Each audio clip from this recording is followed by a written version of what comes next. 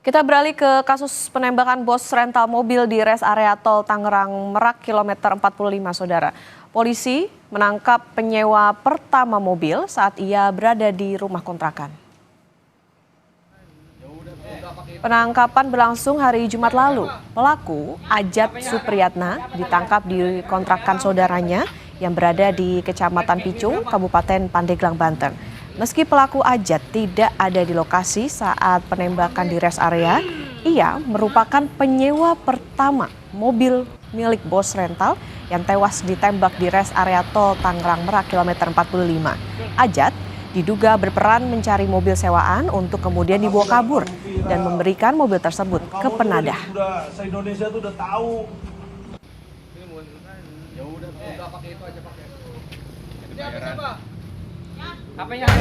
Yang menjadi terduga sebagai penyewa mobil rental, di mana saat ini ada kejadian penembakan bos rental yang terjadi di KM 45 Tol Tangerang Merak.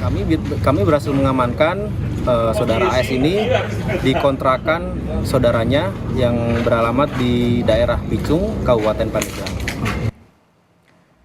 Sementara itu, Saudara, terkait pelaku penembakan, Panglima TNI Jenderal Agus Subianto menyatakan oknum anggota TNI AL yang diduga terlibat dalam peristiwa penembakan bos rental mobil di res area kilometer 45 sedang diperiksa oleh polisi militer TNI Angkatan Laut.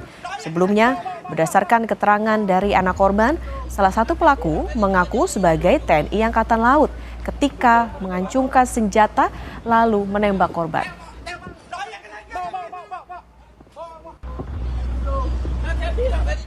Melalui pesan singkat kepada Kompas TV, Panglima TNI Jenderal Agus Subianto mengonfirmasi penangkapan.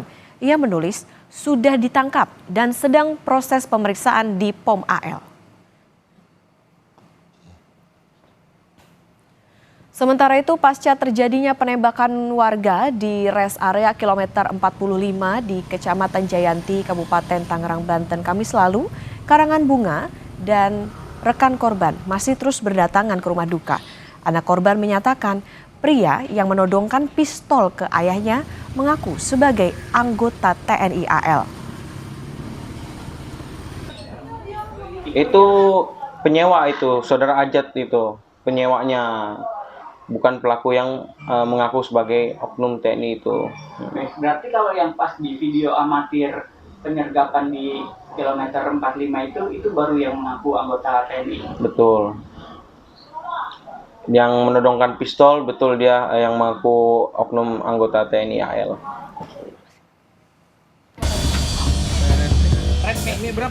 Pasca penangkapan penyewa pertama mobil rental yang berujung penembakan di res area tol Tangerang Merak, terbit pula konfirmasi mengenai penangkapan oknum TNI AL yang diduga kuat merupakan pelaku penembakan bos mobil rental. Keterlibatan seorang oknum TNI AL memang bermula dari pengakuan anak korban yang menyebut pihak yang kedapatan membawa kabur mobil mengaku tentara dan mengancam menggunakan senjata api. Ketua Umum Asosiasi Rental Mobil Indonesia, Anton Junaidi menyebut, usaha rental mobil memang banyak dijadikan target para penjahat. Modusnya bermacam-macam. Salah satunya adalah memindah tangankan mobil yang disewa kepada pihak lain.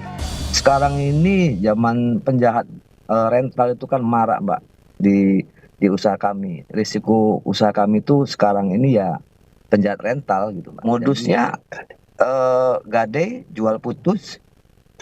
Pada saat nyewa, seperti ini kejadian yang kemarin ini, setiap unit kan ada GPS, Mbak. Maraknya penjahat rental mobil disebut Kabar Eskrim Polri periode tahun 2009-2011, Ito Sumardi, tak lepas dari keberadaan sindikat. Menurut Ito, banyak pelaku yang berani membawa kabur mobil rental karena memiliki backing orang kuat di institusi Polri, TNI maupun Ormas. Si pelaku sindikat ini berani karena dia merasa ada backingnya ya. Dan backingnya ini juga bukan dari biasanya dari aparat TNI atau aparat kepolisian ya. Saya kira mungkin ada dari kelompok-kelompok ormas ya, ormas tertentu yang membuat si pemilik rental ini menjadi kesulitan. Saya kira ini sindikat ya, Mbak.